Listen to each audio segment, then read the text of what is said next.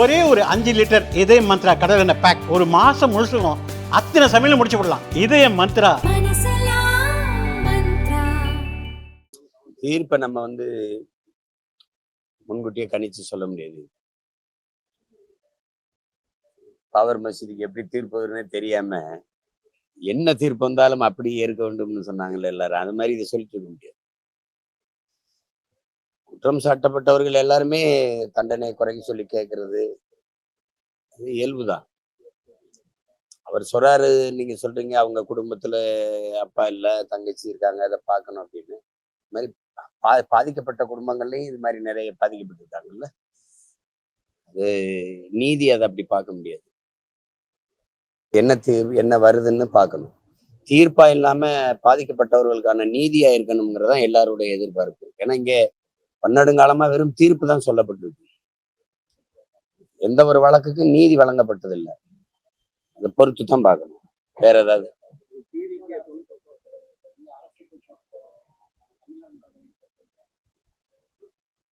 அதை நாங்க தொடர்ச்சியா கேள்வி கேட்டுட்டு தான் இருக்கோம். அதுல என்ன இருக்கு? தமிழ்நாட்டு அரசு தானே அது, அதையே எடுக்கணும். எந்த அரசு அது?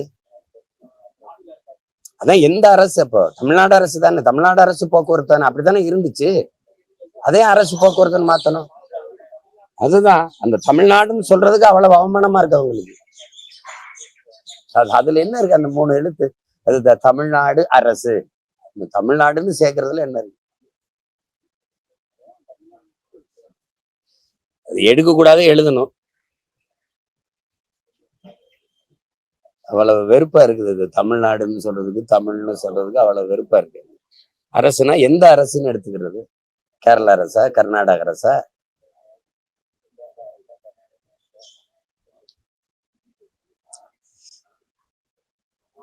தமிழ் வாழ்கன்னு சொல்ல வேண்டியது. எல்லா இடத்துலயும் நம்ம அப்படிங்கிறது தமிழ்ல இருக்கும், மதுரை இங்கிலீஷ்ல இருக்கும். எங்க ஊரு ராமநாதத்துக்கு போகும்போது, ராமேஸ்வரத்துக்கு போகும்போது வெல்கம் டு ராம்நாடுன்னு. இங்க நாங்க இங்கிலாந்துக்குள்ள போறோமா? இல்ல, ராமநாதபுரம் மாவட்டம் உங்களை வரவேற்கிறதுன்னு சொல்ல வேண்டியது. இல்ல போட்டுட்டு வேணா கீழே ஆங்கிலத்துல வெல்கம் டு ராம்நாடு, வட இந்திய பயணிகள் வராங்கன்னு, சரி வழிபட வராங்கன்னு போனோம். வெறும் ஆங்கிலத்துல மட்டும்தானே எழுதியிருக்கு. பாக்குறீங்களா போய்? எதுல அக்கறை இருக்குது சொல்லுங்க? எதுல அக்கறை இருக்குது? ஆண்டுதோறும் வரோம். எங்க ஐயா முத்தாமைத்தவர் எங்க தாத்தாவுக்கு வழிபாட்டுக்கு வரோம். இரு கரையில இந்த பாதைகள்ல ஒரு மரம் நடப்பட்டிருக்கா பாருங்க. ஆனா அந்த அன்னைக்கு மட்டும் இந்த கட்சிக்காரர்கள் கொடி மட்டும் வரிசையா நடப்படும். எதுல ஒன்றுல அக்கறையாவது அணுகிருக்கு. இவங்க எப்படி தமிழ்நாடுன்னு சொல்றதுக்கு அவ்வளவு கூச்சப்படுறாங்க. அவ்வளவு அருவருப்பா இருக்கு. அதை எழுதுறதுல அவ்வளவு அவங்களுக்கு இது. நீங்க என்ன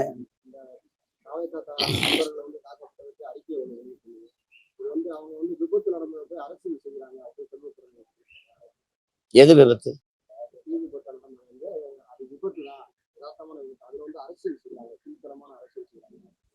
இதெல்லாம்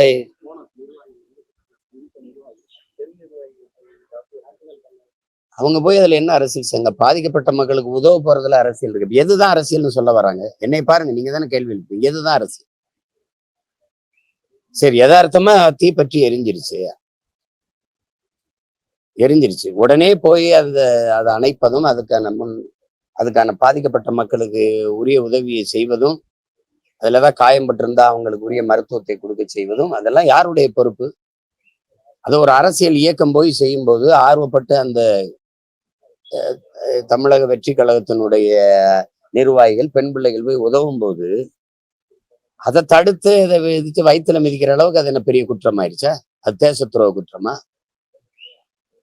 முதல்ல இந்த தலைவர்கள் இதுல போய் அரசியல் செய்யறாங்க, இதையெல்லாம் அரசியலாக்குறாங்க, இதையெல்லாம் அரசியலா பேசுறாங்க அப்படின்னு பேசுற தலைவர்கள் எது அரசியல்னு ஒரு பட்டியலை வெளியிட்டுட்டீங்கன்னா நாங்க அதை மட்டும் பேசிட்டு போறோம்.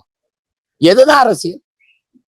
லட்சக்கணக்கா நாங்க எங்க கொல்லப்படுவோம், எங்க தாயகத்துல ஈழத்துல, அதை பேசக்கூடாது, அது அரசியல். 840 மீனவன் கொல்லப்பட்டிருக்கான், அது அரசியல். அவன் கைது பண்ணப்படுவான், படகு பறிக்கப்படும், அதை பேசினா அரசியல். 60-70 ஆண்டுகளா குடியிருந்த மக்களை திடீர்னு ஆக்கிரமிப்பு நீ இடிப்பீங்க.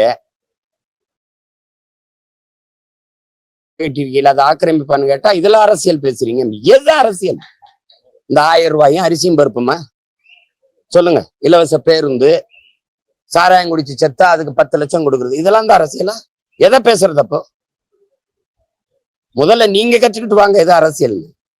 பாதிக்கப்பட்ட விபத்தோ ஏதோ தீ எரிஞ்சிருச்சு, குடிசை எரிஞ்சிருச்சு, வீடு எரிஞ்சிருச்சு, மக்கள் பாதிக்கப்பட்டு நிக்கிறாங்க, அவங்களுக்கு அரிசி பருப்பு கொடுத்து துணிமணி கொடுத்து உதவணும்னு போறதுல அரசியல் பேசுனா என்னது? அது உதவி, அது சேவை. அதை செய்ய வந்த பொண்ணை எதுக்கு அது கீழே விழுத்து வாய்த்துல மிதிக்கிறதுலாம் எவ்வளவு பெரிய கொடுமை. எதா இருந்தாலும் இவங்க இந்த நாட்டுல ஒண்ணு இருக்குது, வாக்குக்கு காசு கொடுத்து வாக்க பறிக்கிறது. அது அதர்மம் இல்லை, அது தர்மத்துக்கு எதிரானது இல்லை.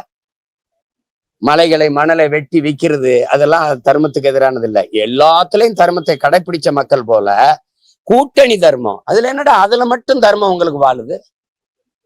கூட்டணி தர்மத்துக்காக அதெல்லாம் சகித்துக்கிறதா? கூட்டணி தர்மத்துக்காக இதெல்லாம் பேசுறது? உண்மையிலே அண்ணன் செல்வ பிறந்தரைக்கு மனச்சான்றோட அது பேசுறாரு. ஸ்டாலின் கோச்சுக்காரன் தானே பேசுறதுல, வேற என்னது? கொடுமை. ஏ தம்பி விஜயோட காங்கிரஸ் கூட்டணிச்சு அப்படி பேசல.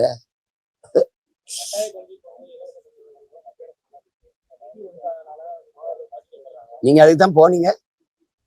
இருங்க, போனீங்களா கேட்டு கையை பிடிச்சி இப்படி இப்படி அப்ப பேசி இந்த மாட்டு தரகர்கள் கை பிடிச்சு பேசுவாங்கல்ல, பாத்திரிக்கல? மாட்டு தரகர்கள் கை பிடிச்சு சிரிக்காதீங்க, துண்டை மேல போட்டு பிடிப்பாங்க. அப்படிதானே பேசிருந்தீங்க. அப்ப இந்த நிதியை பத்தி பேசாம எதுக்கு போனீங்க? எதுக்கு போனீங்க? 3 நிதி ஆய்வு கூட்டத்துக்கு போகாத முதல்வர் இந்த வாட்டி போனவர், அதை இங்க மறுபடியும் பேசிட்டே இருக்கிறீங்க.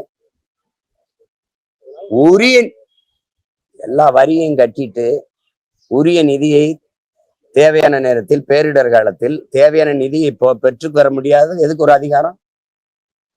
எதுக்கு ஒரு அதிகாரம்? ஒரு துணிவு ஆண்மை இருந்தா என்ன சொல்லியிருக்கணும்? எனக்கு உரிய நேரத்தில் வரியை தர மாட்டேங்கிற, நீதியை தர மாட்டேங்கிற, உனக்கு எதுக்கு என் மண்ணில இருந்து வரி கட்டணும்னு சொல்ல முடியாதா? வெள்ளக்காரங்காலத்துல தான் வரி கூட இயக்கமா இவங்க ஆட்சியில சொல்ல முடியாதா? அப்படி மக்களுக்காக ஒரு முடிவெடுத்தா மொத்த நாடு மக்கள் அவர் பின்னாடி நிக்காத சொல்லுவாரா? மறுபடியும் ஒரு ஈடி வரும், அவ்வளவுதானே. அப்புறம் ஓடி வாரேன் மோடின்னு போவீங்க, எவ்வளவுதானே. சபை இது ஒரு பேச்சு. வயிற்றுல வாயில அடிச்சுட்டு புலம்புறதுக்கு அதிகாரம் கொடுத்தது உங்களுக்கு. எங்களுக்கு நிதி தரல, நாங்க என்ன செய்யறது அப்படின்னு அதை நான் சொல்லலாம். இத்தனை கோடி மக்களின் பிரதிநிதித்துவப்பட்டு இவ்வளவு பெரிய அதிகாரத்தை வச்சுக்கிட்டு நாட்டின் முதலமைச்சரா இருந்துகிட்டு இதை பேசக்கூடாதுல்ல. எங்களுக்கு நிதி தரல, நாங்க என்ன செய்யறது அப்படின்னு. இந்த 1000 ரூபாய் கொடுக்கறதுக்கு இந்த இதுக்கெல்லாம் காசு கொடுக்கறதுக்கு எங்க இருந்து வருது? தொட்டதுக்கெல்லாம் நூலகம் அவங்க அப்பா பேர்ல கட்டுறதுக்கு, நினைவிடம் கட்டுறதுக்கு, சிலைகளை திறக்கிறதுக்கு, அதுக்கெல்லாம் பணம் இங்க இருந்து வருது. பரம்பரை சொத்தை வித்துட்டு வரீங்களா? பதில் இருக்கா? ஏதாவது நான் நல்ல ஒரு காரியத்துக்கு போயிட்டு இருக்கேன், ஏதாவது கெடுத்து விட்டுறாது. சொல்லுங்க, வேற ஏதாவது.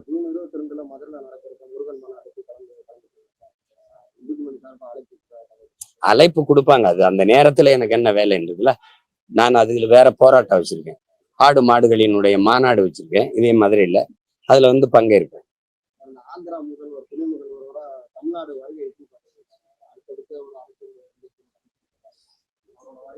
அவங்க தம்பி பவன் கல்யாண் அவர் பிஜேபியோட கூட்டணி வச்சிருக்கிறாரு. அவங்க இங்க இருக்கிற பாரதிய ஜனதா கட்சி தலைவர்கள் அவரை துணை முதல்வராக இருக்கனால, பெரிய தலைவர் முதல்வராக இருக்கலாம், இல்லை சந்திரபாபு நாயுடு அழைக்க சிக்கலா இருந்திருக்கலாம், அதனால இவரை அழைச்சிருக்கலாம். ஒரு புகழ்பெற்ற திரைக்கலைஞர் அதோட துணை முதல்வராக இருக்கிறாரு, அவரை வர சொல்லி அழைச்சு பங்கேற்க வச்சிருக்கலாம். அதை போய் நம்ம பேசிக்க வேண்டியது இல்லை. அதுல என்ன இருக்குது?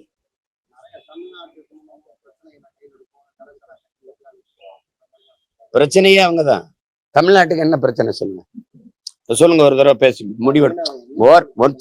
ஒரு கேள்வி, தமிழ்நாட்டுக்கு இருக்கிற பிரச்சனைகளுக்கெல்லாம் காரணம் யாரும் முதல்ல முடிவு?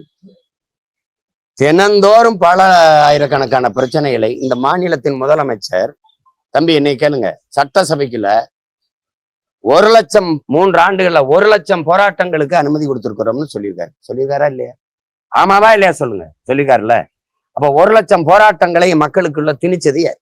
அந்த பிரச்சனைகளை கையளித்தது யார்? 1 லட்சம் போராட்டங்களை நாங்க அனுமதி கொடுத்திருக்கோம்னு சொல்றதுல பெருமையா கேவலமா சிறுமையா? 1,00,000 பிரச்சனை 3 ஆண்டுகள்ல மக்களுக்கு கொடுத்துட்டு அது நல்லாட்சின்னு சொல்றது வெக்கமா இல்ல உங்களுக்கு? எல்லா பிரச்சனைகளையும் தீர்த்திருக்கோம்னு சொல்லணும். 1,00,000 பிரச்சனைக்கு போராட விட்டுருக்கோம்னா அதுல எந்த போராட்டத்தை விட்டீங்க? பணி நிரந்தரம் கேட்டு ஆசிரியர்கள் போராட வரும்போது அப்படியே மறைச்சு கொண்டு பேருந்து நிலையத்தில் ஏத்தல. மாற்றுத்திறனாளிகள் போடும்போது, பார்வையற்ற மாற்றுத்திறனாளிகள் பிள்ளைகள்லாம் போராடும் போது தூக்கி கொண்டு லாரியில வேற ஒரு இடத்துல இறக்கி விட்டு வரல. இதெல்லாம் தான் போராட அனுமதியா? நான் கேட்ட போராட்டத்துக்கு எத்தனை போராட்டத்துக்கு அனுமதி?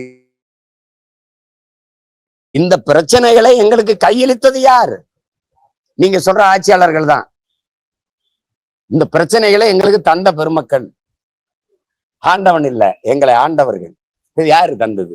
அப்புறம் நாங்க அதெல்லாம் தீப்போம் அப்படின்னா சரி, முதல்ல இலங்கை சிறையில் இருக்கிற எங்க மீனவர்லாம் மொத்தமா வெளியிட சொல்லுங்க.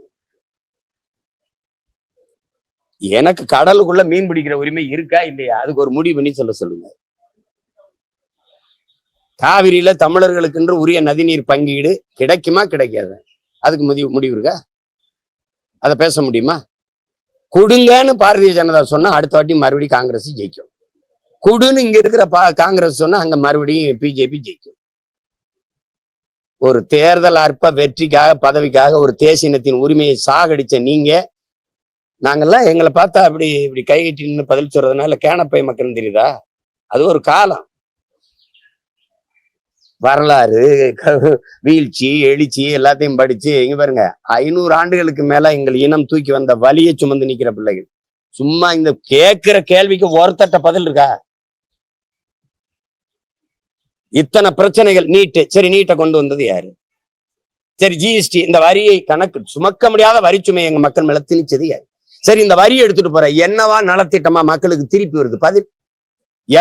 எந்த நிதிநிலை அறிக்கையிலேயாவது நாடங்களும் இவ்வளவு வருவாய் பெருக்கம் சரக்கு மற்றும் சேவை வரியால, இந்த வரி நாடங்களும் இப்படி மக்களின் நலத்திட்டத்துக்காக பிரித்து அனுப்பப்படுது. குழந்தைகள் நலன், கல்வி, தொழில் வளர்ச்சி, பொருளாதார வளர்ச்சி, இல்ல இந்த வேலை வாய்ப்பு அல்லது இந்த மருத்துவ வசதி, அது ஏதாவது போக்குவரத்து அப்படி ஏதாவது பிரிச்சு அனுப்பப்படுது. தடையற்ற மின்சார விநியோகம் அப்படி ஏதாவது இருக்கா? 156 லட்சம் 160 லட்சம் கோடிகளுக்கு மேல கடன். இங்கே ஒரு நல்லாட்சி கொடுத்த நாயகர் 10 லட்சம் கோடியை தொட போறாரு கடன். கடங்கார பைய நாட்டுல நான் ஒரு கடங்காரன், நீ ஒரு கடங்காரன். இதுல வளர்ச்சி, டெவலப்பு, நல்லாட்சி இதெல்லாம் என்ன இருக்கு? வெறும் சொல்லாட்சி மட்டும்தான். நல்லாட்சி எங்கிட்டு இருக்கு? உங்களால கேட்க முடிஞ்சா? நாட்டு பாதுகாப்புக்கு எல்லையில் நின்று போராடி செத்த ராணுவ வீரன் உடல் இந்த மண்ணுக்கு வரும்போது என்ன அந்த நாட்டு வீட்டுக்கு மத்திய மாநில அரசுகள் எவ்வளவு நிதி உதவி கொடுத்தது? கள்ளச்சாராயம் குடிச்சு செத்தவன் வீட்டுக்கு எவ்வளவு நிதி உதவி கொடுத்தது? நாங்கள் பிள்ளைகளை படிக்க வைப்போம், வீட்டுக்கு ஒருவருக்கு அரசு வேலை கொடுப்போம். இதெல்லாம் ராணுவ வீரன், நாட்டை பாதுகாக்க போற படை வீரன் செத்து வந்தவனுக்கு அவன் குடும்பத்துல இதெல்லாம் சொல்லல. 1 கோடி நிதி கொடுக்கும், மத்திய அரசு கொடுக்கும், மாநில அரசு கொடுக்கும், நிதி பாதுகாப்பை கொடுக்கும், வறுமையை சந்திக்காம விடும். நான் நாட்டுக்காக செத்தால் என் வீட்டை இந்த நாடு பார்க்கும்ங்கிற நம்பிக்கையை ஒரு ராணுவ வீரனுக்கு இந்த நாடு கொடுத்துருக்கா?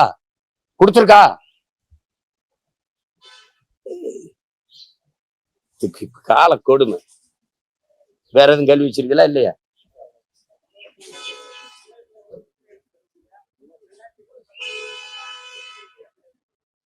யாரு விரும்புறாங்க சொல்றாங்க, உங்களுக்கு தெரியுது இவ்வளவு பிரச்சனை இருக்குது. திமுக ஆட்சி மறுபடியும் வரும்னு நீங்க வரும்னா விரும்புனீங்கன்னா ஓட்டை அவங்களுக்கு போடுங்க, வந்துடக்கூடாதுன்னா ஓட்டை மாத்தி போடுங்க. வேற